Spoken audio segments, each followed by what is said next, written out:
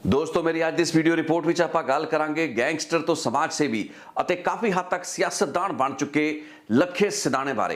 Tarn Taran police ने कुछ दिन पहला लखे सिधाने उत्ते एक NDPS एक्ट का केस रजिस्टर किया सी, यानी कि नशे की तस्करी का एक बहुत ही गंभीर सीरीयस केस होंदा है। इस केस दे विच बेलां जमानतां बहुत औखियां मिलदियां ने। मकसद ये सी तरनतारण पुलिस का कि लंडा हरीके जो कि गैंगस्टर टर्नड मिलिटेंट है, दहशतगर्दी ਦੀਆਂ कई ਵੱਡੀਆਂ ਵਾਰਦਾਤਾਂ ਦੇ ਵਿੱਚ ਉਸਦਾ ਹੱਥ ਸਾਹਮਣੇ ਆ ਚੁੱਕਾ ਹੈ। ਰੰਗਦਾਰੀ ਫਿਰੌਤੀ ਵਸੂਲਣਾ ਇਹ ਸਭ ਕੰਮ ਧੰਦੇ ਤੋਂ ਪਹਿਲਾਂ ਤੋਂ ਕਰਦਾ ਆ ਰਿਹਾ ਹੈ, ਲੇਕਿਨ ਹੁਣ ਕੁਝ ਅਜਿਹੀਆਂ ਸਾਬੋਟਾਜ ਦੀਆਂ ਵਾਰਦਾਤਾਂ ਕਰਨ ਦੀ ਕੋਸ਼ਿਸ਼ ਆਫ ਲੇਟ ਲੰਡੇ ਹਰੀਕੇ ਨੇ ਕੀਤੀਆਂ ਨੇ, ਜਿਸ ਕਰਕੇ ਪੰਜਾਬ ਪੁਲਿਸ ਨੇ ਲੰਡੇ ਹਰੀਕੇ ਦੇ ਖਿਲਾਫ ਸਖਤੀ ਜ਼ਿਆਦਾ ਕਰਤੀ ਹੈ।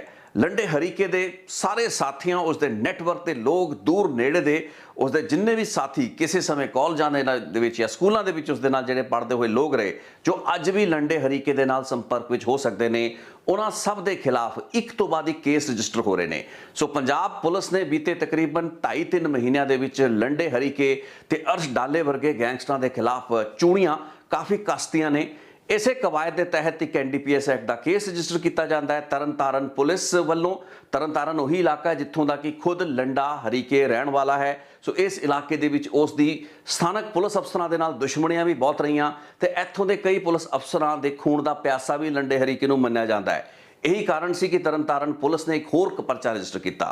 अजिहे तकरीबन अद्धे दर्जन तो वध केसेस बीते तकरीबन 2.5-3 महीनों में लंडे हरीके के खिलाफ दर्ज होए ने। 9 मई 2022 का RPG रॉकेट लॉन्चर का हमला जो कि पंजाब पुलिस की इंटैलीजेंस हैडकुआटर की बिल्डिंग उत्ते हुंदा है, इस हमले तो 2 दिन बाद लखबीर सिंह लंडे का नाम सामने आता है, फिगर करता है। 9 या 12 मई 2022 के वो दिन गए तो अज का दिन आया जदों कि आपां वेख चुके हैं बीते कई महीनों के विच एक तो बाद एक बहुत ही सीरीयस केस UAPA तो लैके NDPS एक्ट दीयां सख्त धारावां तहत लंडा हरीके ते उसदे सारे मॉड्यूल्स उसदे साथियां उसदे नाल नैटवर्क दे विच काम करन वाले गैंगस्टरां उत्ते लगातार दर्ज हो रहे हैं। सो पंजाब पुलिस एक बहुत ही सख्त ते सीरीयस कार्रवाई नूं अंजाम दे रही है ते इसे कवायद तहत ये NDPS एक्ट का केस भी तरनतारण पुलिस ने रजिस्टर किया। लेकिन गलती की करती गलती ये करती कि लंडे हरीके के खिलाफ एक ओवरड्राइव के उत्ते तुरी हुई पंजाब या फिर तरनतारण पुलिस ने इस केस दे विच लखा सिधाना जो कि जे आपां इंटर गैंग राइवलरी के एंगल तो देखिए तो लंडे हरीके होने का विरोधी किसी समय रहा है। हालांकि कोई झगड़ा इन्हां दे विच नहीं रहा, लेकिन जे आपां उन्हां अलाइनमेंट्स नूं चैक करिए तो फिर लखा सिधाना किसी भी तरीके दे नाल लंडा हरीके दे नाल रलदा नहीं सी। सो तरनतारण पुलिस ने की सोच के लखे सिधाने का ना इस FIR दे विच दर्ज करता, क्योंकि ये केस NDPS एक्ट का वो सख्त केस सी जिस विच की जमानतां भी सौखियां नहीं हुंदियां। हाँ, जे तुसी कोई बहुत ही सीनियर पॉलिटिशियन हो, थोड़ा दबदबा चलता है, थोड़ा रसूख है, तो फिर शायद तुहानूं NDPS एक्ट दीयां सख्त धारावां तहत भी हाई कोर्टां वल्लों बेल मिल जाए। लेकिन एक आम गैंगस्टर नूं, एक आम क्रिमिनल नूं इस केस दे विच बेल मिलना तकरीबन असंभव ही मन्निया जाता है। कई कई साल तक बेलां सौखियां नहीं। सो लखे सिधाने के खिलाफ एक बहुत ही सीरीयस केस रजिस्टर होया, लेकिन हो हल्ला मचा तो एतराज उठे। लखे सिधाने ने तो भड़कना ही सी, क्योंकि उसका इस केस के कोई लेना देना ती नहीं सी। तरनतारण पुलिस के जेडे भी अफसरां ने हुण की उन्होंने मन विच आया, की सोच के उन्होंने लखे सिधाने भी इस केस के फिट करने की कोशिश की, ये तो वो अफसर ही दसन ते जे उन्होंने अफसरां तो कोई पूछे उन्होंने खिलाफ कोई कार्रवाई करे। पंजाब के DGP या सीनियर पद्धर के अधिकारी ये समझण की तो कोशिश करन कि तरनतारण पुलिस अजिही किहड़ी ओवरड्राइव दे विच है कि लखे सिधाने वर्गे हुण समाज सेवी बन चुके बंदे नूं भी उन्होंने NDPS एक्ट के एडे सख्त केस दे विच इंप्लीकेट करने की कोशिश की।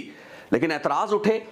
ईवन लंडे हरीके ने सोशल मीडिया उत्ते एक पोस्ट पाके शेयर करके इस चीज़ नूं मन्निया कि लखे सिधाने दे नाल उसका कोई लागा देगा नहीं, इन्हां दी एंटी पार्टी का वो बंदा सी, इस केस दे विच किसी भी तरीके दे नाल लखा सिधाना इनवॉल्व नहीं है। इस केस दे विच हालांकि लंडे हरीके ने होर भी दूषण पंजाब पुलिस उत्ते लाए, लेकिन फैक्ट ऑफ द मैटर ये सी कि महराज दे विच जिहड़ा एक बहुत वड्डा कट्ठ जिसका सद्दा दे चुका सी लखा सिधाना, उस कट्ठ तो एक दिन पहला ही SP लैवल की जिहड़ी पड़ताल तरनतारण पुलिस के लैवल उत्ते हुई, उसने क्लीन चिट जिहड़ी सी लखे सिधाने नूं देती। हुण केस विचों लखे सिधाने का ना बाहर होने तो बाद मामला सुलझ जाता है। वो एक वक्री गल है कि महराज का वो जिहड़ा कट्ठ है वो होके हटिया, जिस विच कि लोकां नूं साडे सिस्टम, साडी पुलिस, साडी व्यवस्था, साडी सरकारां उत्ते उंगलां चुक्कण दा ਤੇ ਵੈਲਿਡਲੀ ਇਤਰਾਜ਼ ਚੁੱਕਣ ਦਾ ਇੱਕ ਪਲੇਟਫਾਰਮ ਮਿਲਿਆ, ਇੱਕ ਮੌਕਾ ਮਿਲਿਆ, ਜਿਸ ਨਾਲ ਸਰਕਾਰ ਦੀ ਤੇ ਪੁਲਿਸ ਦੀ ਖਾਮਖਾਹੀ ਫਜ਼ੀਹਤ ਹੋਈ। ਲੇਕਿਨ ਜੇ ਆਪਾਂ ਮੋਟੀ ਗੱਲ ਸਮਝੀਏ ਕਿ ਲੱਖੇ ਸਿਧਾਣੇ ਦੇ ਖਿਲਾਫ ਜਿਹੜਾ ਕੇਸ ਰਜਿਸਟਰ ਕੀਤਾ ਜਾਂਦਾ ਹੈ ਤੇ ਫਿਰ ਉਸ ਨੂੰ ਵਾਪਸ ਲਿਆ ਜਾਂਦਾ ਹੈ, ਉਸ ਦੇ ਪਿੱਛੇ ਦੋ ਫੈਕਟਰ ਨੇ ਕੰਮ ਕੀਤਾ। ਪਹਿਲਾਂ ਤਾਂ ਲੱਖਾ ਸਿਧਾਣਾ ਇੱਕ ਸੋਸ਼ਲ ਐਕਟਿਵਿਸਟ ਹੈ ਤੇ ਰਾਜਨੀਤੀ ਦੇ ਸਾਰੇ ਪੈਂਤੜੇ ਸਿੱਖ ਚੁੱਕਾ ਹੈ, ਚੰਗੀ ਮੋਬਿਲਾਈਜੇਸ਼ਨ ਕਰ ਲੈਂਦਾ ਹੈ, ਯੁਵਾਵਾਂ ਦੀ ਇੱਕ ਬਹੁਤ ਵੱਡੀ ਗਿਣਤੀ ਉਸ ਦੇ ਨਾਲ ਹੈ। ਸੋ ਆਪਣੇ ਖਿਲਾਫ ਕੋਈ ਵੀ ਵਧੀਕੀ ਜੇ ਹੋਏਗੀ, ਉਸ ਨੂੰ ਲੱਖਾ ਸਿਧਾਣਾ ਖੁਦ ਨਜਿੱਠਣ ਦੇ ਵਿੱਚ ਸਮਰੱਥ ਹੈ। ਇਹੀ ਕਾਰਨ ਸੀ ਕਿ ਹਜ਼ਾਰਾਂ ਦੀ ਗਿਣਤੀ ਦੇ ਵਿੱਚ ਇਕੱਠ ਇਸ ਰੈਲੀ ਦੇ ਵਿੱਚ ਪਹੁੰਚਿਆ ਵੀ, ਤੇ ਇਸ ਤੋਂ ਪਹਿਲਾਂ ਹੀ ਸਰਕਾਰਾਂ ਤੇ ਪ੍ਰਸ਼ਾਸਨ ਦੀ ਨੀਂਦ ਉੱਡ ਚੁੱਕੀ ਸੀ। ਸੋ ਜਨਤਕ ਦਬਾਅ ਨੇ ਤਾਂ ਕੰਮ ਕੀਤਾ, ਲੇਕਿਨ ਉਸ ਤੋਂ ਵੀ ਵੱਡਾ ਜਿਹੜਾ ਦਬਾਅ ਸੀ ਉਹ ਇਹ ਸੀ ਕਿ NDPS ਐਕਟ ਇੱਕ ਬਹੁਤ ਹੀ ਸਖਤ ਐਕਟ ਹੈ। ਜਦੋਂ ਇਸ ਨੂੰ ਪੁਲਿਸ ਵਾਲੇ ਰਜਿਸਟਰ ਕਰਦੇ ਨੇ ਕਿਸੇ ਵੀ ਐਕਿਊਜ਼ ਜਾਂ ਮੁਲਜ਼ਮ ਦੇ ਖਿਲਾਫ, ਤਾਂ ਇਹ ਉਸ ਮੁਲਜ਼ਮ ਦੇ ਖਿਲਾਫ ਬਹੁਤ ਸਖਤ ਹੈ। ਲੇਕਿਨ ਜੇ ਪੜਤਾਲਾਂ ਤੋਂ ਬਾਅਦ ਉਹ ਮੁਲਜ਼ਮ ਅਦਾਲਤਾਂ ਵੱਲੋਂ ਬਰੀ ਕਰਤਾ ਜਾਂਦਾ ਹੈ ਤਾਂ ਫਿਰ ਇਹ ਐਕਟ ਪੁੱਠਾ ਪੈ ਜਾਂਦਾ ਹੈ। ਇਹ ਪੁਲਿਸ ਅਫਸਰਾਂ ਦੇ ਖਿਲਾਫ ਜਾਂ ਤਫਤੀਸ਼ੀਆਂ ਅਫਸਰਾਂ ਦੇ ਖਿਲਾਫ ਡਾਇਰੈਕਟਲੀ ਉਹ ਕੜਿੱਕੀ ਬਣ ਜਾਂਦਾ, ਜਿਸ ਵਿੱਚੋਂ ਕਿ ਉਹਨਾਂ ਦਾ ਨਿਕਲਣਾ ਲਗਭਗ ਨਾਮੁਮਕਿਨ ਹੈ।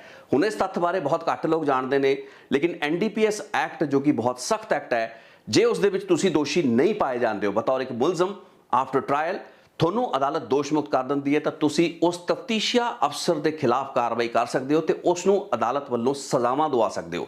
ਇਸ ਦਾ ਇੱਕ ਪ੍ਰੋਪਰ ਪ੍ਰੋਵੀਜ਼ਨ ਹੈ। ਸੋ ਜਦੋਂ NDPS ਐਕਟ ਦੇ ਪਰਚੇ ਪੁਲਿਸ ਨੇ ਜਾਂ ਕਿਸੇ ਵੀ ਏਜੰਸੀ ਨੇ ਪਾਉਣੇ ਹੁੰਦੇ ਨੇ, ਉਸ ਵਕਤ ਤਾਂ ਮੁਲਜ਼ਮ ਪੁਲਿਸ ਤੋਂ ਭੱਜ ਰਹੇ ਹੁੰਦੇ ਨੇ। ਲੇਕਿਨ ਜਦੋਂ ਪੁੱਠੇ ਪਰਚੇ ਪੈ ਜਾਂਦੇ ਨੇ ਕੇਸਾਂ ਦੇ ਵਿੱਚ, ਟ੍ਰਾਇਲ ਤੋਂ ਬਾਅਦ ਜਿਹੜੇ ਮੁਲਜ਼ਮ ਬਰੀ ਹੋ ਜਾਂਦੇ ਨੇ, ਉਸ ਤੋਂ ਬਾਅਦ ਫਿਰ ਤਫਤੀਸ਼ੀ ਅਫਸਰਾਂ ਤੇ ਪੁਲਿਸ ਦਾ ਅੱਗੇ ਭੱਜਣ ਦਾ ਸਿਲਸਿਲਾ ਸ਼ੁਰੂ ਹੋ ਜਾਂਦਾ ਹੈ। ਬਹੁਤ ਸੇ ਕੇਸਾਂ ਵਿੱਚ ਅਜਿਹਾ ਵੇਖਿਆ ਗਿਆ ਹੈ ਕਿ ਤਫਤੀਸ਼ੀ ਅਫਸਰ, ਇਨਵੈਸਟੀਗੇਸ਼ਨ ਆਫਿਸਰ ਤੇ ਈਵਨ DSP ਪੱਧਰ ਦੇ ਅਧਿਕਾਰੀ, ਜਿਨ੍ਹਾਂ ਦੀ ਹਾਜ਼ਰੀ ਦੇ ਵਿੱਚ ਜਾਂ ਜਿਨ੍ਹਾਂ ਦੀ ਤਸਦੀਕ ਦੇ ਨਾਲ ਇਹ ਮੁਕੱਦਮੇ ਪਏ ਹੁੰਦੇ ਨੇ, ਬਾਅਦ ਦੇ ਵਿੱਚ ਉਹ ਵੀ ਉਹਨਾਂ ਮੁਲਜ਼ਮਾਂ ਦੇ ਨਾਲ ਲੱਖਾਂ ਰੁਪਏ ਦੀ ਸੌਦੇਬਾਜ਼ੀਆਂ ਕਰਦੇ ਹੋਏ ਨਜ਼ਰ ਆ ਰਹੇ ਹੁੰਦੇ ਨੇ। ਯਾਨੀ ਕਿ ਉਲਟਾ ਜਿਹੜਾ ਕੋਤਵਾਲ ਹੈ ਉਹ ਮੁਲਜ਼ਮਾਂ ਨੂੰ ਹੀ ਪੈਸੇ ਦੇ ਕੇ ਆਪਣੀ ਜਾਨ ਤੇ ਆਪਣਾ ਖਹਿੜਾ ਇਹਨਾਂ ਕੇਸਾਂ ਦੇ ਵਿੱਚ ਛੁਡਵਾ ਰਿਹਾ ਹੁੰਦਾ ਹੈ। ਯਾਨੀ ਕਿ ਇੱਕ ਬਹੁਤ ਵੱਡਾ ਡੈਟਰੈਂਟ ਹੈ NDPS ਐਕਟ ਤਹਿਤ ਤਫਤੀਸ਼ੀ ਅਧਿਕਾਰੀਆਂ ਤੇ ਏਜੰਸੀਆਂ ਲਈ ਕਿ ਉਹ ਫਾਲਸਲੀ, ਝੂਠੇ ਤਰੀਕੇ ਦੇ ਨਾਲ ਇਹ ਮੁਕੱਦਮੇ ਦਰਜ ਨਾ ਕਰਨ ਤੇ ਲੋਕਾਂ ਨੂੰ, ਇਨੋਸੈਂਟ ਲੋਕਾਂ ਨੂੰ, ਮਾਸੂਮ ਲੋਕਾਂ ਨੂੰ ਇਹਨਾਂ ਸਖਤ ਧਾਰਾਵਾਂ ਤਹਿਤ ਕੇਸਾਂ ਦੇ ਵਿੱਚ ਫਸਾਇਆ ਨਾ ਜਾਏ। ਲੰਡਾ ਹਰੀਕੇ ਤੇ ਉਸ ਦੇ ਗੈਂਗਸਟਰਾਂ ਦੇ ਖਿਲਾਫ ਟਾਰਗੇਟਡ ਇਸ ਕੇਸ ਦੇ ਵਿੱਚ ਇੱਕ ਪੱਖ ਤਾਂ ਇਹ ਸੀ ਕਿ ਲੱਖੇ ਸਿਧਾਣੇ ਦਾ ਨਾਂ ਇਸ ਵਿੱਚ ਆਉਂਦਾ ਹੈ। ਇਹ ਅਜਿਹਾ ਮੋਬਿਲਾਈਜ਼ਰ ਹੈ, ਅਜਿਹਾ ਲੋਕਾਂ ਨੂੰ ਲਾਮਬੰਦ ਕਰਨ ਵਾਲਾ ਕਾਰਕੁਨ ਹੈ ਜਿਸ ਨੇ ਰੌਲਾ ਪਾ ਕੇ ਆਪਣੇ ਖਿਲਾਫ ਇਸ ਕੇਸ ਨੂੰ ਵਾਪਸ ਕਰਾ ਲਿਆ। ਰਾਈਟਲੀ ਸੋ, ਕਿਉਂਕਿ ਇਸ ਦੇ ਵਿੱਚ ਇਸ ਦੀ ਇਨਵੋਲਵਮੈਂਟ ਨਹੀਂ ਸੀ। ਲੇਕਿਨ ਮੰਦਭਾਗਾ ਐਸਪੈਕਟ ਹੈ ਕਿ ਅਜਿਹੇ ਕੇਸ ਜਾਂ ਮੁਕੱਦਮੇ ਰਜਿਸਟਰ ਕਿਉਂ ਤੇ ਕਿਵੇਂ ਹੋ ਰਹੇ ਨੇ, ਕਿਹੜੀ ਸੋਚ ਹੈ ਤੇ ਕਿਹੜੇ ਅਫਸਰ ਇਹਨਾਂ ਕੇਸਾਂ ਨੂੰ ਰਜਿਸਟਰ ਕਰ ਰਹੇ ਨੇ। ਕੀ ਲੱਖੇ ਸਿਧਾਣੇ ਤੋਂ ਇਲਾਵਾ ਜਿਹੜੇ ਹੋਰ ਲੋਕਾਂ ਦੇ ਨਾਂ ਇਸ ਕੇਸ ਦੇ ਵਿੱਚ ਪਾਏ ਗਏ ਲੰਡੇ ਹਰੀਕੇ ਦੇ ਨਾਲ, ਉਹ ਸਾਰੇ ਦੇ ਸਾਰੇ ਲੋਕ ਵਾਕਈ ਮੁਲਜ਼ਮ ਹੈਗੇ ਨੇ ਜਾਂ ਨਸ਼ੇ ਦੀ ਤਸਕਰੀ ਦੇ ਵਿੱਚ ਇਨਵੋਲਵ ਹੈਗੇ ਨੇ? ਜੇ ਲੱਖੇ ਸਿਧਾਣੇ ਦਾ ਨਾਂ ਇਸ ਕੇਸ ਦੇ ਵਿੱਚ ਪਾ ਕੇ ਗਲਤੀ ਹੋ ਸਕਦੀ ਹੈ ਤਾਂ ਫਿਰ ਹੋਰ ਜਿਹੜੇ ਮੁਲਜ਼ਮ ਨੇ ਉਹਨਾਂ ਦੇ ਬਾਬਤ ਕੀ ਕੋਈ ਜਾਂਚ ਕੀਤੀ ਗਈ?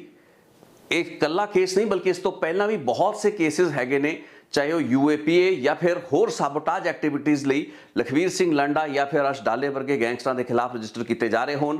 ਲੇਕਿਨ ਇਹਨਾਂ ਗੈਂਗਸਟਰਾਂ ਨੇ ਸੋਸ਼ਲ ਮੀਡੀਆ ਪਲੇਟਫਾਰਮਸ ਦੇ ਆ ਕੇ ਇਹ ਸ਼ਿਕਾਇਤਾਂ ਕੀਤੀਆਂ ਨੇ, ਇਹ ਇਤਰਾਜ਼ ਜ਼ਾਹਰ ਕੀਤੇ ਨੇ ਕਿ ਨਜਾਇਜ਼ ਲੋਕਾਂ ਨੂੰ ਤੇ ਮੁੰਡਿਆਂ ਨੂੰ ਇਹਨਾਂ ਕੇਸਾਂ ਦੇ ਵਿੱਚ ਇੰਪਲੀਕੇਟ ਕੀਤਾ ਜਾ ਰਿਹਾ ਹੈ। ਹੁਣ ਇਹ ਗੈਂਗਸਟਰ ਨੇ, ਇਹ ਦਹਿਸ਼ਤਗਰਦ ਨੇ, ਸੋਸ਼ਲ ਮੀਡੀਆ ਦੇ ਉੱਤੇ ਆ ਕੇ ਗੱਲਾਂ ਬਾਤਾਂ ਕਰ ਰਹੇ ਨੇ। ਸਿਰਫ ਇਹੀ ਕਾਰਨ ਨਹੀਂ ਕਿ ਅਸੀਂ ਇਹਨਾਂ ਦੇ ਇਲਜ਼ਾਮਾਂ ਨੂੰ ਡਿਸਮਿਸ ਕਰ ਦਈਏ। ਜੋ ਕੁਝ ਲੱਖੇ ਸਿਧਾਣੇ ਦੇ ਨਾਲ ਹੋਇਆ, ਜਿਸ ਤਰੀਕੇ ਦੇ ਨਾਲ ਪਰਚਾ ਰਜਿਸਟਰ ਹੁੰਦਾ ਹੈ ਤਾਂ ਰੌਲਾ ਰੱਪਾ ਪੈਂਦਾ ਹੈ, ਇੱਕ ਇਨਕੁਆਇਰੀ ਹੁੰਦੀ ਹੈ, ਕਿਉਂਕਿ ਇਹ ਲੱਖਾ ਸਿਧਾਣਾ ਸੀ ਤਾਂ ਹੀ ਇਸ ਕੇਸ ਦੇ ਵਿੱਚੋਂ ਨਿਕਲਣ ਦੇ ਵਿੱਚ ਕਾਮਯਾਬ ਰਿਹਾ। ਲੇਕਿਨ ਕਿਸੇ ਜੇ ਸਾਧਾਰਨ ਪਰਿਵਾਰ ਦੇ ਆਮ ਨੌਜਵਾਨ ਦਾ ਨਾਂ ਅਜਿਹੇ ਕਿਸੇ ਕੇਸ ਦੇ ਵਿੱਚ ਪਾਤਾ ਜਾਂਦਾ ਹੈ ਤੇ ਉਸ ਦਾ ਕਸੂਰ ਨਹੀਂ ਹੁੰਦਾ ਕਿ ਸਿਸਟਮ, ਕਿ ਸਾਡੀ ਪੁਲਿਸ ਦੀ ਪ੍ਰਣਾਲੀ ਜਿਹੜੀ ਹੈ ਕਿ ਫੇਅਰ ਹੋਏਗੀ, ਕਿ ਉਸ ਨੂੰ ਵੀ ਇਸੇ ਤਰੀਕੇ ਦੇ ਨਾਲ ਇਨਕੁਆਇਰੀ ਕਰਕੇ ਇਸ ਕੇਸ ਦੇ ਵਿੱਚੋਂ ਕੱਢਿਆ ਜਾ ਪਾਣਾ ਸੰਭਵ ਹੈ। ਕਿੰਨੇ ਹੋਰ ਕੇਸਾਂ ਦੇ ਵਿੱਚ ਇਹ ਜਿਹੜੀ ਐਕਸਰਸਾਈਜ਼ ਹੈ ਇਸ ਨੂੰ ਅੰਜਾਮ ਦਿੱਤਾ ਗਿਆ ਹੈ ਤੇ ਕਿੰਨੇ ਕੇਸਾਂ ਦੇ ਵਿੱਚ ਇੱਕ ਸਕਰੂਟਨੀ ਹੋਈ ਹੈ। ਮੈਨੂੰ ਲੱਗਦਾ ਕਿ ਇਸ ਕੇਸ ਦੇ ਵਿੱਚ ਜੋ ਯੂਟਰਨ ਤਫਤੀਸ਼ੀ ਅਧਿਕਾਰੀਆਂ ਵੱਲੋਂ ਲਿਆ ਗਿਆ, ਮੈਂ ਨਹੀਂ ਕਹਿੰਦਾ ਕਿ ਜੋ ਪੁਲਿਸ ਨੇ ਕੀਤਾ ਉਹ ਗਲਤ ਸੀ। ਮੈਂ ਤਾਂ ਇਨਫੈਕਟ ਤਰਨਤਾਰਨ ਪੁਲਿਸ ਦੇ ਉਹਨਾਂ ਸੀਨੀਅਰ ਅਧਿਕਾਰੀਆਂ ਨੂੰ ਵਧਾਈ ਦੇਣਾ ਚਾਹਾਂਗਾ ਕਿ ਉਹਨਾਂ ਨੇ ਜਿਹੜੀ ਵੀ ਗਲਤੀ ਉਹਨਾਂ ਦੇ ਹੇਠਲੇ ਅਫਸਰਾਂ ਵੱਲੋਂ ਕੀਤੀ ਗਈ, ਜਿਨ੍ਹਾਂ ਨੇ ਇਸ ਕੇਸ ਦੇ ਵਿੱਚ ਲੱਖੇ ਸਿਧਾਣੇ ਦਾ ਨਾਂ ਪਾਇਆ, ਉਸ ਗਲਤੀ ਨੂੰ ਰੈਕਟੀਫਾਈ ਕੀਤਾ, ਕਰੈਕਟ ਕੀਤਾ। ਇੱਕ ਬਹੁਤ ਚੰਗੀ ਸੋਚ ਹੈ ਤੇ ਇਸੇ ਸੋਚ ਦੇ ਨਾਲ ਹਰ ਪੁਲਿਸ ਅਫਸਰ ਨੂੰ, ਹਰ ਤਫਤੀਸ਼ੀਆ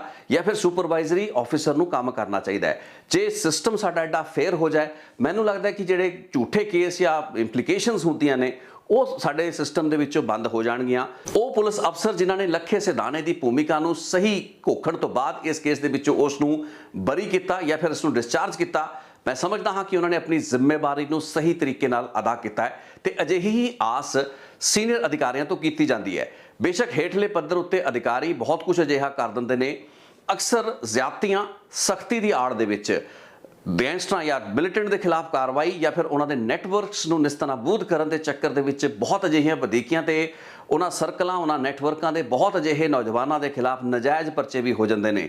ਲੇਕਿਨ ਜੇ ਸੀਨੀਅਰ ਅਧਿਕਾਰੀ ਆਪਣੀ ਜ਼ਿੰਮੇਵਾਰੀ ਨੂੰ ਸਹੀ ਤਰੀਕੇ ਨਾਲ ਸਮਝਣ, ਇਸ ਤਰੀਕੇ ਦੀਆਂ ਤਫਤੀਸ਼ਾਂ ਕਰਕੇ ਸਹੀ ਨੂੰ ਸਹੀ ਦੱਸਣ ਦੇ ਵਿੱਚ ਕੋਈ ਕੋਤਾਹੀ ਨਾ ਕਰਨ ਜਾਂ ਕੋਈ ਵੀ ਝਿਜਕ ਨਾ ਦਿਖਾਉਣ, ਤਾਂ ਫਿਰ ਮੈਨੂੰ ਲੱਗਦਾ ਨਤੀਜੇ ਚੰਗੇ ਹੋ ਸਕਦੇ ਨੇ।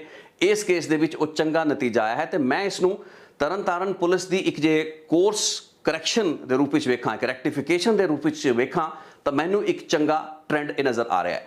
ਲੇਕਿਨ ਹੁਣ ਸਵਾਲ ਇਹ ਹੈ ਕਿ ਅਜਿਹੇ ਤਾਂ ਬਹੁਤ ਕੇਸ ਰਜਿਸਟਰ ਹੋਏ ਨੇ ਤੇ ਜਿਹੜੀ ਗੱਲਾਂ ਬਾਤਾਂ ਇਸ ਇਕੱਠ ਦੇ ਵਿੱਚ ਕਹੀਆਂ ਗਈਆਂ ਜੋ ਕਿ ਲੱਖੇ ਸਿਧਾਣੇ ਦੀ ਕਾਲ ਉੱਤੇ ਸੱਦਿਆ ਗਿਆ ਸੀ, ਉਸ ਵਿੱਚ ਇਹੀ ਚਿੰਤਾ ਜਤਾਈ ਗਈ ਕਿ ਜੇਲ੍ਹਾਂ ਦੇ ਵਿੱਚ ਨੌਜਵਾਨਾਂ ਨੂੰ ਨਜਾਇਜ਼ ਪਰਚਿਆਂ ਦੇ ਵਿੱਚ ਇੰਪਲੀਕੇਟ ਕਰਕੇ ਕਿਉਂ ਰੱਖਿਆ ਗਿਆ ਹੈ। ਸੋ ਇਹ ਇੱਕ ਬਹੁਤ ਵੱਡਾ ਵਿਸ਼ਾ ਹੈ ਜਿਸ ਉੱਤੇ ਕਿ ਸਰਕਾਰ ਨੂੰ ਤੇ ਪੰਜਾਬ ਪੁਲਿਸ ਨੂੰ ਵੀ ਹੁਣ ਥੋੜਾ ਜਿਹਾ ਹੋਰ ਗਹਿਰਾਈ ਦੇ ਨਾਲ ਸੋਚਣ ਤੇ ਚਿੰਤਨ ਕਰਨ ਦੀ ਲੋੜ ਇਸ ਵਾਸਤੇ ਹੈ ਕਿਉਂਕਿ ਲੱਖੇ ਸਿਧਾਣੇ ਦੇ ਕੇਸ ਵਿੱਚ ਜਿਸ ਤਰੀਕੇ ਦੀ ਗੱਲਬਾਤ ਸਾਹਮਣੇ ਆਈ ਹੈ ਉਹ ਇੱਕ ਇਸ਼ਾਰਾ ਹੈ।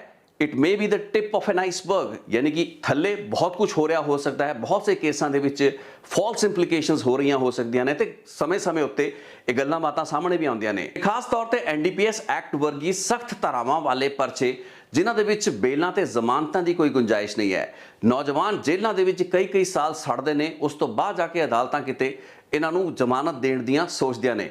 ਅਜਿਹੇ ਕੇਸਾਂ ਦੇ ਵਿੱਚ ਤਾਂ ਇੰਪਲੀਕੇਸ਼ਨ ਹੋਰ ਵੀ ਗੰਭੀਰ ਹੈ। ਸਿਰਫ ਕਾਨੂੰਨ ਡੈਟਰੈਂਟ ਨਹੀਂ ਹੈ, ਐਨਡੀਪੀਐਸ ਐਕਟ ਦਾ ਤਫਤੀਸ਼ੀਆਂ ਅਫਸਰਾਂ ਉੱਤੇ ਐਡਾ ਸਖਤ ਹੋਣਾ ਵੀ ਇੱਕ ਮਾਤਰ ਡੈਟਰੈਂਟ ਨਹੀਂ ਹੈ ਕਿਉਂਕਿ ਬਹੁਤ ਸੇ ਪੁਲਿਸ ਅਧਿਕਾਰੀਆਂ ਨੂੰ ਜਾਂ ਇਨਵੈਸਟੀਗੇਸ਼ਨ ਏਜੰਸੀ ਦੇ ਜਿਹੜੇ ਕਰਿੰਦੇ ਹੁੰਦੇ ਨੇ ਉਹਨਾਂ ਨੂੰ ਇਸ ਚੀਜ਼ ਦੀ ਸਮਝ ਨਹੀਂ ਹੁੰਦੀ ਅੰਕੜਿਆਂ ਨੂੰ ਵਧਾ ਚੜਾ ਕੇ ਵਿਖਾਉਣ ਦੇ ਚੱਕਰਾਂ ਦੇ ਵਿੱਚ, ਕਿਉਂਕਿ ਅੰਕੜਿਆਂ ਦਾ ਵੀ ਖੇਡ ਸ਼ੁਰੂ ਹੋ ਚੁੱਕਾ ਹੈ। ਮੈਂ ਪਹਿਲਾਂ ਵੀ ਆਪਣੀ ਰਿਪੋਰਟ ਦੇ ਵਿੱਚ ਜ਼ਿਕਰ ਕੀਤਾ ਸੀ ਕਿ ਜਿਹੜਾ ਅੰਕੜਿਆਂ ਦਾ ਖੇਡ ਹੈ ਸਭ ਤੋਂ ਜ਼ਿਆਦਾ ਖਤਰਨਾਕ ਹੈ। ਜਦੋਂ ਹਰ ਸੋਮਵਾਰ ਨੂੰ ਇੱਕ ਪ੍ਰੈਸ ਕਾਨਫਰੰਸ ਪੰਜਾਬ ਪੁਲਿਸ ਦੇ ਇੱਕ ਆਈਜੀ ਪੱਧਰ ਦੇ ਅਧਿਕਾਰੀ ਕਰਦੇ ਨੇ, ਉਸ ਦੇ ਵਿੱਚ ਮੀਡੀਆ ਨੂੰ ਉਹਨਾਂ ਨੇ ਚੰਗੇ ਅੰਕੜੇ ਵਿਖਾਣੇ ਹੁੰਦੇ ਨੇ ਜੋ ਕਿ ਉਹਨਾਂ ਦੀ ਪ੍ਰਾਪਤੀ ਦੇ ਰੂਪ ਵਿੱਚ, ਉਪਲਬਧੀ ਦੇ ਰੂਪ ਵਿੱਚ ਦਿਖਾਣੇ ਵਾਜਬ ਵੀ ਹੁੰਦੇ ਨੇ। ਲੇਕਿਨ ਇਹਨਾਂ ਅੰਕੜਿਆਂ ਦੇ ਪਿੱਛੇ ਤੇ ਇਹਨਾਂ ਅੰਕੜਿਆਂ ਦੇ ਅੰਦਰ ਲੋਕਾਂ ਦੀ ਜ਼ਿੰਦਗੀਆਂ ਤੇ ਮੌਤਾਂ ਦੇ ਸੌਦੇ ਕਈ ਵਾਰ ਛੁਪੇ ਹੁੰਦੇ ਨੇ। ਉਹ ਜ਼ਿੰਦਗੀਆਂ ਜੋ ਕਿ ਬਹੁਤ ਹੀ ਟਰਮੀਨਲ ਤੇ ਮਾਰਜਨਲ ਐਂਡ ਤੇ ਹੁੰਦੀਆਂ ਨੇ, ਹਾਸ਼ੀਏ ਤੇ ਬਾਰਡਰ ਲਾਈਨ ਦੇ ਉੱਤੇ ਹੁੰਦੀਆਂ ਨੇ, ਉਹਨਾਂ ਦੀ ਜ਼ਿੰਦਗੀਆਂ ਇਹਨਾਂ ਅੰਕੜਿਆਂ ਦੇ ਵਿੱਚ ਕਿਤੇ ਨਾ ਕਿਤੇ ਦਬ ਜਾਂਦੀਆਂ ਨੇ, ਉਹਨਾਂ ਦੀ ਕਹਾਣੀਆਂ ਛੁਪ ਜਾਂਦੀਆਂ ਨੇ। ਸੋ ਜਦੋਂ ਅਸੀਂ ਅੰਕੜਿਆਂ ਨੂੰ ਵਧਾ ਚੜਾ ਕੇ ਦਰਸਾ ਰਹੇ ਹਾਂ ਜਾਂ ਈਵਨ ਮੀਡੀਆ ਦੇ ਵਿੱਚ ਪ੍ਰੋਜੈਕਟ ਕਰ ਰਹੇ ਹਾਂ, ਸਾਨੂੰ ਇਹ ਸਮਝਣ ਦੀ ਜ਼ਰੂਰ ਲੋੜ ਹੈ ਕਿ ਇਹ ਅੰਕੜੇ ਅਸਲੀਅਤ ਦੇ ਵਿੱਚ ਜਿਹੜਾ ਜੁਰਮ ਹੋ ਰਿਹਾ ਹੈ, ਅਪਰਾਧ ਹੋ ਰਿਹਾ ਹੈ, ਉਸ ਨੂੰ ਅੰਜਾਮ ਦੇਣ ਵਾਲੇ ਲੋਕਾਂ ਦੇ ਉੱਤੇ ਤੇ ਉਹਨਾਂ ਦੀਆਂ ਕਰਤੂਤਾਂ ਉੱਤੇ ਹੀ ਆਧਾਰਿਤ ਰਹਿਣ। ਫਾਲਸ ਇੰਪਲੀਕੇਸ਼ਨਸ ਨਾ ਹੋਵੇ ਲੋਕਾਂ ਨੂੰ ਝੂਠੇ ਨਜਾਇਜ਼ ਕੇਸਾਂ ਦੇ ਵਿੱਚ ਸਿਰਫ ਅੰਕੜਿਆਂ ਨੂੰ ਦਰਸਾਉਣ ਲਈ ਕਿੰਨੇ ਤੁਸੀਂ ਸਮਗਲਰ, ਕਿੰਨੇ ਤੁਸੀਂ ਗੈਂਗਸਟਰ ਫੜੇ ਨੇ, ਇਹ ਅੰਕੜਾ ਵਧੀਆ ਹੋਵੇ, ਇੰਪ੍ਰੈਸਿਵ ਹੋਵੇ, ਮੀਡੀਆ ਦੇ ਵਿੱਚ ਛਪਣ ਲਈ, ਅਖਬਾਰ ਦੇ ਵਿੱਚ, ਰਸਾਲਿਆਂ ਦੇ ਵਿੱਚ ਛਪਣ ਦੀ ਇੱਕ ਚੰਗੀ ਹੈਡਲਾਈਨ ਬਣੇ, ਇਹ ਮਨੋਰਥ ਨਹੀਂ ਹੋਣਾ ਚਾਹੀਦਾ। ਸੋ ਇਸ ਕੇਸ ਦੇ ਵਿੱਚ ਇੱਕ ਕੋਰਸ ਕਰੈਕਸ਼ਨ ਹੋਈ ਹੈ। ਤਰਨਤਾਰਨ ਪੁਲਿਸ ਦੇ ਸੀਨੀਅਰ ਅਧਿਕਾਰੀਆਂ ਨੇ ਚੰਗਾ ਕੰਮ ਕੀਤਾ ਹੈ। ਇਹ ਗਲਤੀ ਹੋਣੀ ਨਹੀਂ ਚਾਹੀਦੀ ਸੀ। ਜੇ ਲਖਵੀਰ ਸਿੰਘ ਲੰਡਾ ਨੂੰ ਜ਼ਿਆਦਾ ਤੋਂ ਜ਼ਿਆਦਾ ਕੇਸਾਂ ਦੇ ਵਿੱਚ ਨੱਪਣ ਤੇ ਇੰਪਲੀਕੇਟ ਕਰਨ ਦੇ ਚੱਕਰ ਦੇ ਵਿੱਚ ਉਸ ਸੀਰੀਜ਼ ਦੇ ਵਿੱਚ ਇਹ ਸਭ ਕੁਝ ਹੋ ਰਿਹਾ ਹੈ, ਇਹ ਵੀ ਗਲਤ ਹੈ, ਇਹ ਵੀ ਮੰਦਭਾਗਾ ਹੈ। ਇੱਥੇ ਸਮਝਣ ਦੀ ਇਹ ਵੀ ਲੋੜ ਹੈ ਕਿ ਲੰਡਾ ਹਰੀਕੇ ਖੁਦ ਔਨ ਰਿਕਾਰਡ ਹੈ। ਟੀਵੀ ਚੈਨਲ ਉੱਤੇ ਪਹਿਲੀ ਤੇ ਇਕਲੌਤੀ ਇੰਟਰਵਿਊ ਲੰਡੇ ਹਰੀਕੇ ਦੀ ਇਸੇ ਚੈਨਲ ਰਿਤੇਸ਼ ਲਖੀ ਅਨਪਲੱਗਡ ਉੱਤੇ ਕੀਤੀ ਗਈ, ਜਿਸ ਵਿੱਚ ਕਿ ਲੰਡੇ ਹਰੀਕੇ ਨੇ ਆਪਣੀਆਂ ਜੁਰਮ ਦੀਆਂ ਵਾਰਦਾਤਾਂ, ਆਪਣੇ ਅਪਰਾਧਾਂ ਨੂੰ ਕਬੂਲਿਆ ਹੈ। ਕਤਲ ਦੇ ਕੇਸਾਂ ਨੂੰ, ਐਕਸਟੋਰਸ਼ਨ, ਰੰਗਦਾਰੀਆਂ ਦੀ ਵਸੂਲੀ ਨੂੰ, ਲੋਕਾਂ ਨੂੰ ਧਮਕਾਉਣ ਦੀ, ਉਹਨਾਂ ਦੇ ਘਰਾਂ ਦੇ ਬਾਹਰ ਫਾਇਰਿੰਗ ਕਰਾਉਣ ਦੇ ਕਈ ਜਿਹੜੀਆਂ ਘਟਨਾਵਾਂ ਹੋਈਆਂ ਉਸ ਨੂੰ ਲੰਡੇ ਹਰੀਕੇ ਨੇ ਮੰਨਿਆ। ਇੱਥੋਂ ਤੱਕ ਉਸਨੇ ਮੰਨਿਆ ਕਿ ਕਿਸ ਤਰੀਕੇ ਨਾਲ ਪੁਲਿਸ ਕਲੀਅਰੈਂਸ ਸਰਟੀਫਿਕੇਟ ਲੈਣ ਲਈ 14 ਲੱਖ ਰੁਪਏ ਦੀ ਰਿਸ਼ਵਤ ਐਸਐਸਪੀ ਆਫਿਸ ਦੇ ਵਿੱਚ ਦਿੱਤੀ ਗਈ। ਬੇਸ਼ੱਕ ਆਰਪੀਜੀ ਰਾਕਟ ਲਾਂਚਰ ਹਮਲੇ ਦੀ ਗੱਲਬਾਤ ਉਸਨੇ ਨਹੀਂ ਮੰਨੀ, ਕਬੂਲ ਨਹੀਂ ਕੀਤੀ, ਲੇਕਿਨ ਅਜਿਹੇ ਗੈਂਗਸਟਰ ਔਨ ਰਿਕਾਰਡ ਆ ਕੇ ਗੱਲਬਾਤ ਹਮੇਸ਼ਾ ਕਹਿੰਦੇ ਰਹੇ ਹੈਗੇ ਨੇ। ਤੇ ਜੇ ਅੱਜ ਇਹਨਾਂ ਨੂੰ ਇਹਨਾਂ ਦੇ ਖਿਲਾਫ ਕਾਰਵਾਈ ਕਰਨ ਦੀ ਇੱਕ ਸੀਰੀਜ਼ ਦੇ ਵਿੱਚ ਇਸ ਦੇ ਨੈਟਵਰਕ ਦੇ ਲੋਕਾਂ ਉੱਤੇ ਹੱਥ ਪਾਇਆ ਜਾ ਰਿਹਾ ਹੈ, ਇਹ ਚੀਜ਼ ਬਹੁਤ ਲੋੜੀਂਦੀ ਤੇ ਜ਼ਰੂਰੀ ਹੈ ਕਿ ਉਸ ਪੂਰੀ ਦੀ ਪੂਰੀ ਕਾਰਵਾਈ ਦੀ ਆੜ ਦੇ ਵਿੱਚ ਕਿਸੇ ਨਜਾਇਜ਼ ਬੰਦੇ ਨਾਲ ਵਧੀਕੀ ਨਾ ਹੋਵੇ, ਧੱਕਾ ਨਾ ਹੋਵੇ, ਠੀਕ ਉਸੇ ਤਰੀਕੇ ਜਿਵੇਂ ਕਿ ਸ਼ਾਇਦ ਲੱਖਾ ਸਿਧਾਣਾ ਦੇ ਨਾਲ ਹੋ ਚੱਲਿਆ ਸੀ। ਨਾ ਤਾਂ ਹਰ ਆਦਮੀ ਲੱਖਾ ਸਿਧਾਣਾ ਹੋ ਸਕਦਾ ਹੈ ਤੇ ਨਾ ਹੀ ਹਰ ਆਦਮੀ ਲੰਡਾ ਹਰੀਕੇ। ਇਹਨਾਂ ਦੋਹਾਂ ਦੇ ਵਿੱਚ ਵੀ ਬਹੁਤ ਅਜਿਹੇ ਲੋਕ ਹੁੰਦੇ ਨੇ ਜੋ ਕਿ ਘਟਨਾਵਾਂ ਦੇ ਨਾਲ ਜੁੜੇ ਵੀ ਹੁੰਦੇ ਨੇ ਜਾਂ ਫਿਰ ਉਹਨਾਂ ਨੂੰ ਬਦੋ-ਬਦੀ ਜੋੜ ਵੀ ਦਿੱਤਾ ਜਾਂਦਾ ਹੈ। ਸੋ ਸਾਡੇ ਸਿਸਟਮ ਦੇ ਵਿੱਚ ਇੱਕ ਨਿਆਂ ਪਸੰਦ ਜਿਹੜੀ ਵਿਵਸਥਾ ਹੈ ਉਸ ਦੇ ਵਿੱਚ ਤਾਂ ਇੱਕ ਅਜਿਹੀ ਗੁੰਜਾਇਸ਼ ਹੋਣੀ ਚਾਹੀਦੀ ਹੈ ਤੇ ਤਰਨਤਾਰਨ ਪੁਲਿਸ ਨੇ ਆਪਣੇ ਕੋਰਸ ਕਰੈਕਸ਼ਨ ਕਰਕੇ ਅਜਿਹੀ ਗੁੰਜਾਇਸ਼ ਦਾ ਇੱਕ ਸਬੂਤ ਦਿੱਤਾ ਹੈ, ਜੋ ਕਿ ਇੱਕ ਵੈਲਕਮ ਗੱਲਬਾਤ ਹੈ। ਮੈਂ ਉਮੀਦ ਇਹੀ ਕਰਦਾ ਕਿ ਪੰਜਾਬ ਪੁਲਿਸ ਵੀ ਅਜਿਹੇ ਸਾਰੇ ਕੇਸਾਂ ਦੇ ਵਿੱਚ ਜਦੋਂ ਵੀ ਇਹਨਾਂ ਨੂੰ ਰਜਿਸਟਰ ਕੀਤਾ ਜਾਂਦਾ ਹੈ, ਜਦੋਂ ਵੀ ਜਿਸ ਲੈਵਲ ਦੇ ਉੱਤੇ ਵੀ ਲੋਕਾਂ ਨੂੰ ਇਹਨਾਂ ਕੇਸਾਂ ਦੇ ਵਿੱਚ ਇਨਵੋਲਵ ਕੀਤਾ ਜਾਂਦਾ ਹੈ, ਇੰਪਲੀਕੇਟ ਕੀਤਾ ਜਾਂਦਾ ਹੈ, ਰਾਈਟਲੀ, ਰੋਂਗਲੀ, ਟਰੂਲੀ, ਫਾਲਸਲੀ, ਉਹ ਸਾਰੀ ਚੀਜ਼ਾਂ ਨੂੰ ਇਨਵੈਸਟੀਗੇਸ਼ਨ ਸਟੇਜ ਉੱਤੇ ਵੀ ਧਿਆਨ ਨਾਲ ਵਾਚਣ ਦੀ ਲੋੜ ਹੈ। ਫਿਰ ਕਾਨੂੰਨ ਕਿੱਡਾ ਵੀ ਸਖਤ ਕਿਉਂ ਨਾ ਹੋਵੇ, NDPS ਐਕਟ ਕਿੱਡਾ ਵੀ ਸਖਤ ਕਿਉਂ ਨਾ ਹੋਵੇ, ਲੇਕਿਨ ਮੁੱਢਲੇ ਤੌਰ ਦੇ ਉੱਤੇ ਤਫਤੀਸ਼ੀਆਂ ਅਫਸਰਾਂ ਨੇ ਹੀ ਇਨਸਾਫ ਕਰਨਾ ਹੁੰਦਾ ਹੈ। ਪਹਿਲਾ ਜਿਹੜਾ ਇਨਸਾਫ ਹੈ, ਪਹਿਲੇ ਇਨਸਾਫ ਦੀ ਜਿਹੜੀ ਪੌੜੀ ਹੈ ਉਹ ਉਸ ਇਨਵੈਸਟੀਗੇਸ਼ਨ ਆਫਿਸਰ ਤੇ ਪੁਲਿਸ ਦੇ ਅਧਿਕਾਰੀ ਦੀ ਹੁੰਦੀ ਹੈ। ਜੇ ਉਹ ਆਪਣੇ ਲੈਵਲ ਤੇ ਇਨਸਾਫ ਕਰਦਾ ਤਾਂ ਫਿਰ ਅਦਾਲਤਾਂ ਦੇ ਵਿੱਚ ਜਾਣ ਦੀ ਕਿਸ ਨੂੰ ਲੋੜ ਪੈਂਦੀ ਨਹੀਂ। ਸੋ ਇਸ ਕੇਸ ਦੇ ਵਿੱਚ ਇੱਕ ਬਹੁਤ ਵੱਡਾ ਸਬਕ ਵੀ ਛੁਪਿਆ ਹੋਇਆ ਹੈ। ਇੱਥੇ ਮੈਂ ਇਹ ਵੀ ਜ਼ਿਕਰ ਕਰਨਾ ਚਾਹਾਂਗਾ ਕਿ NDPS ਐਕਟ ਦੇ ਕੇਸਾਂ ਦੇ ਵਿੱਚ ਵੀ ਜਿਹੜਾ ਵਾਧਾ ਦੇਖਿਆ ਜਾ ਰਿਹਾ, ਇਹ ਵੀ ਆਪਣੇ ਆਪ ਦੇ ਵਿੱਚ ਹੈਰਾਨੀ ਵਾਲੀ ਗੱਲ ਹੈ, ਕਿਉਂਕਿ ਗੈਂਗਸਟਰਾਂ ਦੇ ਨਾਲ NDPS ਐਕਟ ਨੂੰ ਅਕਸਰ ਜੋੜਤਾ ਜਾਂਦਾ ਹੈ।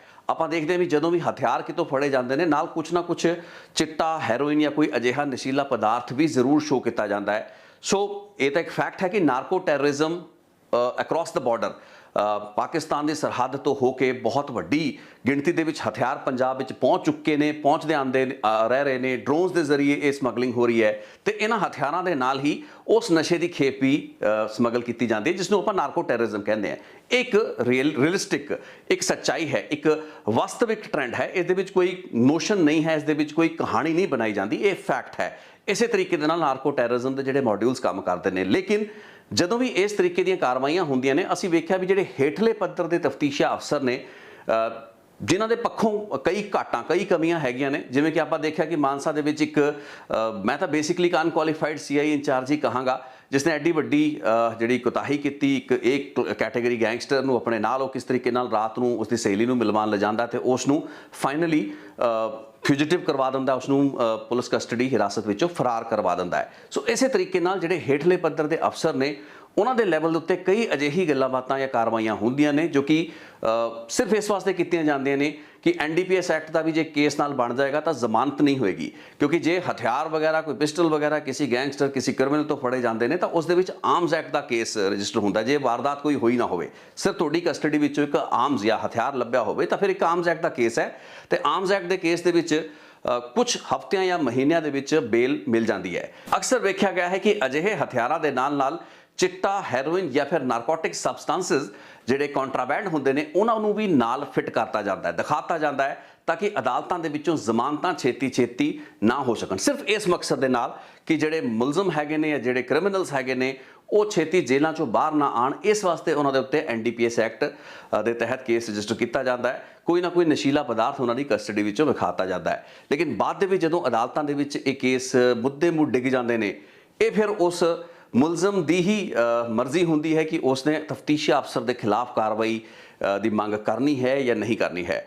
ਸੋ ਲੱਖੇ ਸਿਧਾਣੇ ਦੇ ਨਾਲ ਜੋ ਹੋਣੋਂ ਬਚ ਗਿਆ, ਜੋ ਨਹੀਂ ਹੋ ਪਾਇਆ, ਉਹ ਪੰਜਾਬ ਦੇ ਹੋਰ ਹਜ਼ਾਰਾਂ ਨੌਜਵਾਨਾਂ ਦੇ ਨਾਲ ਹੋ ਰਿਹਾ ਹੋ ਸਕਦਾ ਹੈ, ਹੋ ਚੁੱਕਾ ਹੋ ਸਕਦਾ ਹੈ ਤੇ ਭਵਿੱਖ ਦੇ ਵਿੱਚ ਹੋ ਵੀ ਸਕਦਾ ਹੈ। ਇੱਕ ਬਹੁਤ ਇੰਪੋਰਟੈਂਟ ਕੇਸ ਸਟੱਡੀ ਹੈ, ਇੱਕ ਲੈਸਨ ਤੇ ਇੱਕ ਸਬਕ ਵੀ ਹੈ ਹਰ ਉਸ ਸ਼ਖਸ ਲਈ ਜੋ ਕਿ ਕਿਸੇ ਵੀ ਤਰੀਕੇ ਦੇ ਨਾਲ, ਚਾਹੇ ਉਹ ਮੁਲਜ਼ਮ ਦੇ ਰੂਪ ਵਿੱਚ, ਚਾਹੇ ਉਹ ਇਨਵੈਸਟੀਗੇਟਰ ਦੇ ਰੂਪ ਵਿੱਚ, ਚਾਹੇ ਉਹ ਰਿਪੋਰਟਰ ਦੇ ਰੂਪ ਵਿੱਚ ਇਸ ਘਟਨਾ ਨੂੰ ਦੇਖਦਾ, ਇਸ ਨੂੰ ਵਾਚਦਾ, ਇਸ ਨੂੰ ਆਬਜ਼ਰਵ ਕਰਦਾ ਤੇ ਇਸ ਉੱਤੇ ਕੋਈ ਟਿੱਪਣੀ ਦੇਣਾ ਚਾਹੁੰਦਾ ਹੈ, ਇਸ ਉੱਤੇ ਕੋਈ ਸੋਚ ਰੱਖਦਾ ਹੈ। ਸੋ ਗ੍ਰਾਸ ਰੂਟਸ ਲੈਵਲ ਉੱਤੇ ਜੋ ਕੁਝ ਹੋ ਰਿਹਾ ਹੈ ਉਹ ਇੱਕ ਵੱਖਰੀ ਤਸਵੀਰ ਸਾਹਮਣੇ ਰੱਖਦਾ ਹੈ ਤੇ ਕਿਤੇ ਨਾ ਕਿਤੇ ਇਹ ਇੱਕ ਆਧਾਰ ਤੇ ਕਾਰਨ ਵੀ ਬਣਦਾ ਹੈ, ਜਿਸ ਕਰਕੇ ਇਹ ਜਿਹੜੇ ਗੈਂਗਸਟਰ ਹੈਗੇ ਨੇ, ਇਹ ਜਿਹੜੇ ਕ੍ਰਿਮੀਨਲਸ ਹੈਗੇ ਨੇ, ਧੜੱਲੇ ਦੇ ਨਾਲ ਜੋ ਆਪਣੀਆਂ ਵਾਰਦਾਤਾਂ ਕਰਦੇ ਪਏ ਨੇ, ਇਹ ਐਡੇ ਖੁੱਲ੍ਹ ਕੇ ਸਿਸਟਮ ਦੇ ਖਿਲਾਫ ਗੱਲਬਾਤ ਕਰਦੇ ਨੇ, ਕਿਉਂਕਿ ਇਹ ਮੌਕਾ ਇਹਨਾਂ ਨੂੰ ਸਿਸਟਮ ਤੇ ਉਸ ਦੇ ਕੁਝ ਅਜਿਹੇ ਲੋਕ ਹੀ ਦੇ ਰਹੇ ਨੇ ਜੋ ਕਿ ਨਜਾਇਜ਼ ਤਰੀਕੇ ਨਾਲ ਲੋਕਾਂ ਨੂੰ ਇੰਪਲੀਕੇਟ ਕਰਦੇ ਨੇ। ਬਾਅਦ ਦੇ ਵਿੱਚ ਜਦੋਂ ਤੱਥ ਸਾਹਮਣੇ ਆਉਂਦੇ ਨੇ ਤਾਂ ਕੋਈ ਵੀ ਜਸਟੀਫਿਕੇਸ਼ਨ ਸਰਕਾਰਾਂ ਕੋਲ ਜਾਂ ਫਿਰ ਅਧਿਕਾਰੀਆਂ ਕੋਲ ਨਹੀਂ ਬਚਦੀ। ਸੋ ਇਹਨਾਂ ਅਨਸਰਾਂ ਨੂੰ ਇੱਕ ਹੋਰ ਮੌਕਾ ਮਿਲ ਜਾਂਦਾ ਹੈ ਸਾਡੇ ਸਿਸਟਮ ਨੂੰ ਨੀਵਾਂ ਵਿਖਾਉਣ ਦਾ। ਸੋ ਬਿਹਤਰ ਤਾਂ ਇਹੀ ਹੈ ਕਿ ਸਿਸਟਮ ਦੇ ਵਿੱਚ ਹੀ ਅਜਿਹਾ ਢਾਂਚਾ ਤਿਆਰ ਕੀਤਾ ਜਾਏ, ਅਧਿਕਾਰੀ ਆਪਣੇ ਕੰਡਕਟ ਨੂੰ ਐਡਾ ਵਧੀਆ ਰੱਖਣ ਕਿ ਅਜਿਹੀ ਨੌਬਤ ਨਾ ਆਏ, ਤੇ ਜੇ ਖੁਦਾ ਨਾ ਖਾਸਤਾ ਕਦੇ ਅਜਿਹੀ ਕੋਈ ਘਟਨਾ ਹੋ ਜਾਂਦੀ ਹੈ, ਕੋਈ ਵਧੀਕੀ, ਕੋਈ ਧੱਕਾ ਹੋ ਜਾਂਦਾ ਹੈ, ਉਸ ਨੂੰ ਸਹੀ ਮੌਕੇ ਉੱਤੇ ਜਿੰਨੀ ਛੇਤੀ ਹੋ ਸਕੇ, ਜਿੰਨੀ ਅਰਲੀ ਤੋਂ ਅਰਲੀ ਸਟੇਜ ਤੇ ਪੋਸੀਬਲ ਹੋ ਸਕੇ, ਉਸ ਨੂੰ ਕੋਰਸ ਕਰੈਕਟ ਕੀਤਾ ਜਾਏ, ਉਸ ਦੇ ਵਿੱਚ ਸੋਧ ਕੀਤੇ ਜਾਣ, ਗਲਤੀ ਨੂੰ ਮੰਨਿਆ ਜਾਵੇ ਤੇ ਇਨਸਾਫ ਲੋਕਾਂ ਨੂੰ ਦਿੱਤਾ ਜਾਏ। ਸੋ ਇੱਥੇ ਹੀ ਆਪਾਂ ਅੱਜ ਦੀ ਇਸ ਰਿਪੋਰਟ ਨੂੰ ਵੀ ਦਿੰਦੇ ਹਾਂ ਵਿਰਾਮ। ਤੁਹਾਡੇ ਕਮੈਂਟ ਫੀਡਬੈਕ ਦਾ ਇੰਤਜ਼ਾਰ ਰਹੇਗਾ। ਬਹੁਤ ਸੇ ਅਜਿਹੇ ਕੇਸ ਸਟੱਡੀਜ਼ ਮੇਰੇ ਕੋਲ ਆਉਂਦੇ ਰਹਿੰਦੇ ਨੇ। ਇਸ ਕੇਸ ਤੋਂ ਪਹਿਲਾਂ ਵੀ ਬਹੁਤ ਅਜਿਹੇ ਮੌਕੇ ਰਹੇ ਨੇ ਜਦੋਂ ਕਿ ਜਿਹੜੀ ਇੰਪਲੀਕੇਸ਼ਨਸ ਹੋਈਆਂ ਨੇ ਅਜਿਹੇ ਕੇਸਾਂ ਦੇ ਵਿੱਚ, ਉਹ ਕਿੰਨੀਆਂ ਕੁ ਸੱਚੀਆਂ ਝੂਠੀਆਂ ਹੁੰਦੀਆਂ ਨੇ, ਉਹਨਾਂ ਨੂੰ ਬਹੁਤ ਹੀ ਨੇੜਤਾ ਤੋਂ ਸਮਝਣ ਦਾ ਮੌਕਾ ਮਿਲਦਾ ਰਹਿੰਦਾ ਹੈ। ਸੋ ਲੱਖੇ ਸਿਧਾਣੇ ਦੇ ਨਾਲ ਜੋ ਕੁਝ ਹੋਇਆ ਤੇ ਜਿਸ ਤਰੀਕੇ ਦੇ ਨਾਲ ਫਿਰ ਉਸ ਕੇਸ ਦੇ ਵਿੱਚ ਪੁਲਿਸ ਨੇ ਆਪਣੀ ਗਲਤੀ ਨੂੰ ਦਰੁਸਤ ਕੀਤਾ, ਉਹ ਇੱਕ ਵੈਲਕਮ ਸਟੈਪ ਹੈ। ਉਸ ਦੀ ਆਪਾਂ ਸਭ ਨੂੰ ਸ਼ਲਾਘਾ ਕਰਨ ਦੀ ਲੋੜ ਹੈ। At the same point in time ਇੱਕ ਕੌਸ਼ਨ ਦੀ ਵੀ ਲੋੜ ਹੈ ਕਿ ਅਜਿਹੀਆਂ ਘਟਨਾਵਾਂ ਭਵਿੱਖ ਦੇ ਵਿੱਚ ਨਾ ਹੋਣ। ਇਸ ਲਈ ਪੰਜਾਬ ਪੁਲਿਸ ਤੇ ਪੰਜਾਬ ਸਰਕਾਰ ਨੂੰ ਕੋਈ ਦੂਰਗਾਮੀ ਸਟ੍ਰੈਟਜੀ ਲੈ ਕੇ ਕੰਮ ਕਰਨਾ ਪੈਣਾ ਹੈ। ਸੋ ਤੁਹਾਡੇ ਕੀ ਵਿਚਾਰ ਨੇ ਇਸ ਬਾਰੇ ਜ਼ਰੂਰ ਮੇਰੇ ਨਾਲ ਸਾਂਝੇ ਕਰੋ। ਅੱਜ ਦੀ ਰਿਪੋਰਟ ਇੱਥੋਂ ਤੱਕ ਹੀ ਸੀ। Thank you so much. ਇੱਕ ਹੋਰ ਰਿਪੋਰਟ ਲੈ ਕੇ ਫਿਰ ਮਿਲਦੇ ਹਾਂ।